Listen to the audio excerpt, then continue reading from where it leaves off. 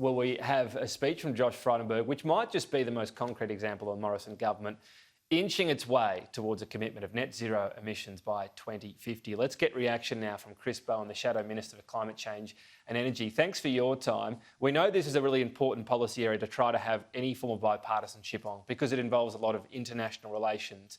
Do you welcome both the indication from Josh Frydenberg and how open Nationals leader Barnaby Joyce sounded to this?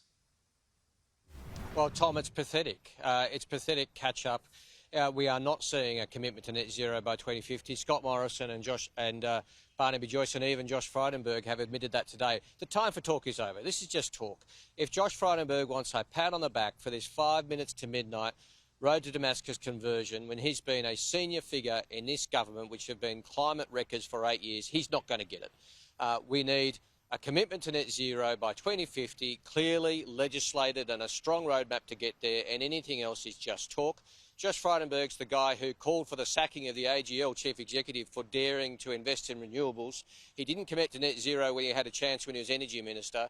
This is just 8 years of wasted opportunities, and some last-minute catch-up weeks from Glasgow is not going to cut the mustard. Right, we'll see what the concrete announcement is, and no doubt check in with you then. But you mentioned the pathway; it is important. We've had 8 years. We've had 8 years for a concrete announcement, Tom. We have Glasgow in a couple of weeks, and a concrete announcement must be to legislate net zero by 2050 and a very strong pathway to get there. Sure. Well, yeah, my point is that whether it's how firm it is or otherwise, we'll judge if and when it comes. But you mentioned that pathway.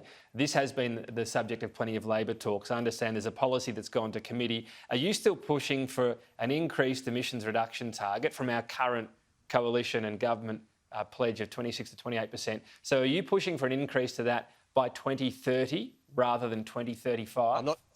I'm not sure what you're referring to about some committee, Tom, but I would refer you to my recent announcements and my recent speeches.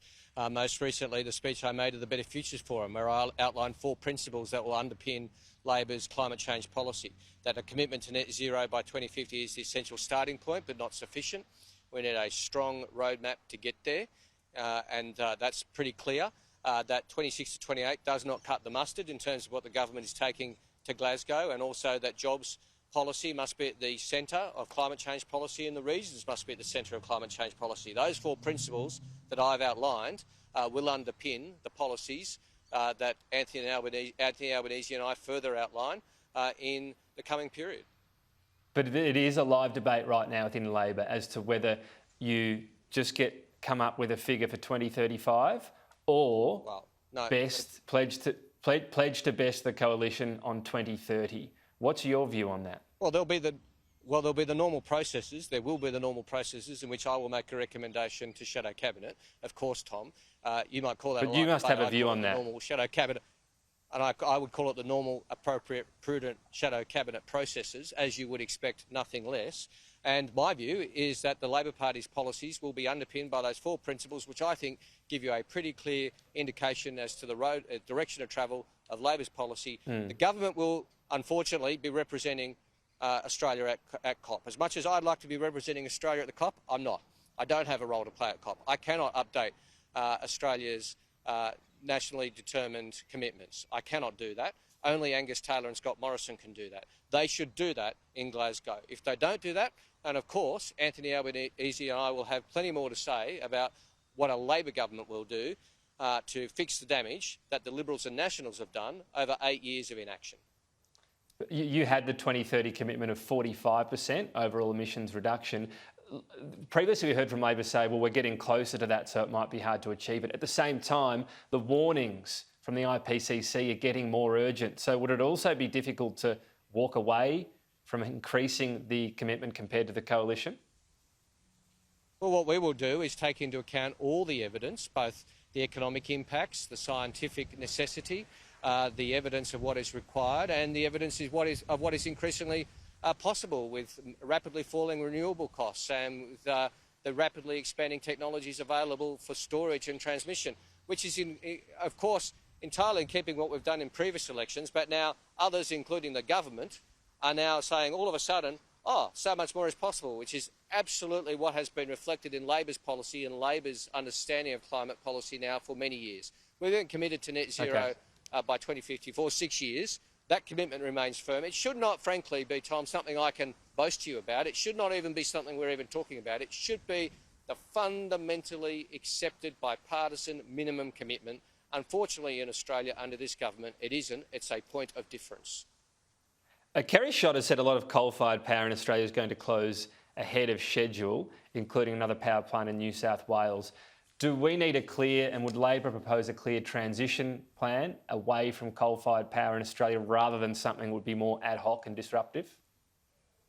Oh, look, I've made it very clear that the economy is changing and our energy generation is changing, and we do need a framework to deal with that. And really, net zero by 2050 is the beginning of that investment framework. You also need a framework for communities. And you need a framework for communities. So is that a framework to exit coal specifically, though?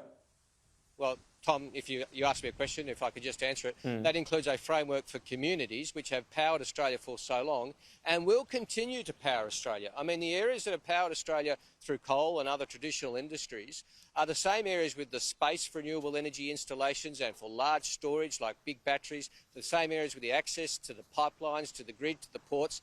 There will be thousands of jobs created. We saw yesterday a great announcement from Sun Cable that they are expanding their amount of electricity generation. They've got a big breakthrough in approvals from Indonesia. We can continue to be an export nation of energy. We'll continue to export energy, but it'll increasingly be clean energy, and there'll be jobs created as we go. But only Labor gets that. The government has been in denial about this. They're prejudiced against renewable energy. Barnaby Joyce campaigns against a renewable energy zone in his own electorate, which would generate, and is generating under the New South Wales LNP government, to their credit, jobs and investment in New England, which the Deputy Prime Minister of Australia stands against jobs and investment in his own region. They can't talk to us about a framework for transition when they stand against that investment. We're nearly out of time, and I understand you're saying other jobs for people in these areas can exist as a result. But just to clarify, you are talking about a framework, a specific government-guided framework for exiting coal-fired power in Australia?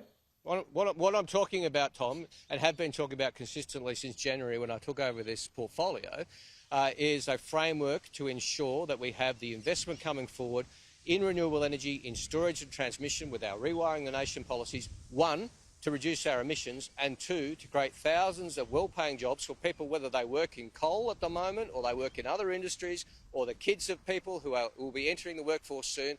I want to see people in regional Australia be able to work in energy generation. I want to see those jobs be linked to a commitment to net zero, and I want to see many more of those jobs created, and that's exactly what Labor's policy will deliver. We'll see what it ultimately is with the details, and of course, post-Glasgow, plenty of discussions on that. But Chris Bowen, appreciate your time today.